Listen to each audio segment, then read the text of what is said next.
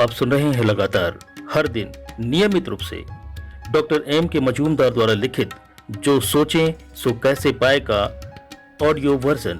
और इस स्वर यात्रा में प्रतिदिन आपके साथ आपका सहभागी रहूंगा मैं यानी Kunj Kishore Virurkar, announcer All India Radio Balaghat.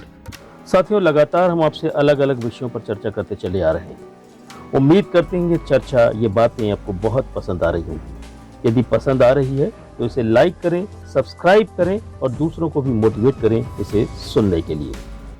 अब हम अपना नया अध्याय शुरू करने जा रहे हैं। खुद को निराशा से मुक्त कीजिए।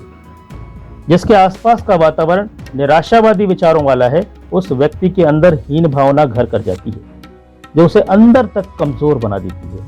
उसमें कुछ कर दिखाने की हिम्मत खत्म हो जाती है। ऐसी परिस्थिति में इच्छा शक्ति शिथिल हो जाती है। उसके लिए प्रगति की राह दुर्गम पहाड़ की तरह हो जाती है। अपने चारों ओर के गलत और निराशावादी धारणाओं के लिए काफी हद तक खुद भी हम जिम्मेदार होते हैं।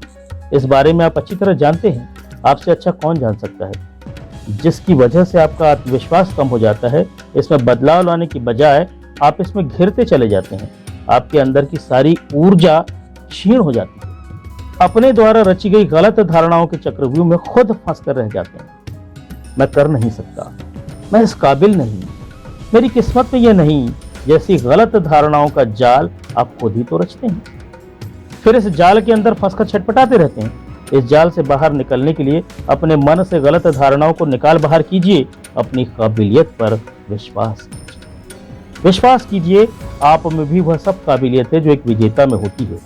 आप भी अपने से दोगुना कमा सकते हैं। आप भी बड़ी उपलब्धि हासिल कर सकते हैं। शिखर की ऊंचाइयों तक पहुंच सकते हैं। सफल, कामयाब या अमीरों जैसा जीवन यापन कर सकते हैं। इन सब के लिए जरूरी है अपने अंदर खिंची गलत धारणाओं के चक्रव्यूह को खत्म करके आपको बाहर निकलना होगा। उन बातों को अपने अंदर से दूर भगाना होगा जो आपको आगे बढ़ने से रोकती है।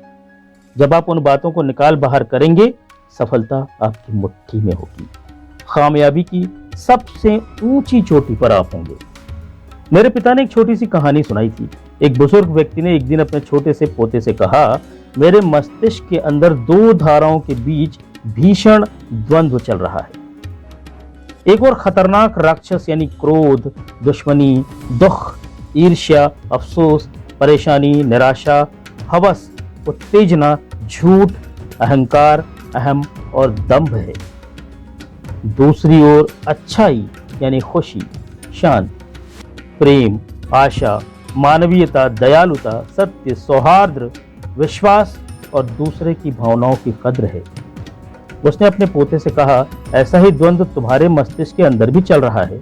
यही नहीं, ऐसा ही द्वंद्व हर किसी के मस्तिष्क के अंदर चल रहा है। बच्चा अपने दादा की बात को गंभीरता से सुनता रहा। कुछ देर तक सोचने के बाद उसने अपने दादा से पूछा, तो फिर आखिर में इस भीतर की लड़ाई में जीतेगा कौन?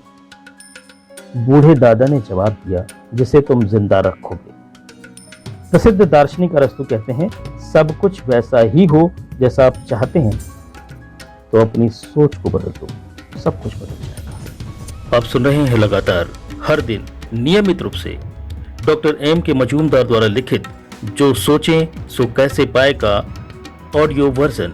इस श्रृंखला को आप तक पहुंचाने का दायित्व निभा रहा है आपका ध्वनि मित्र कुंज किशोर विरुरकर।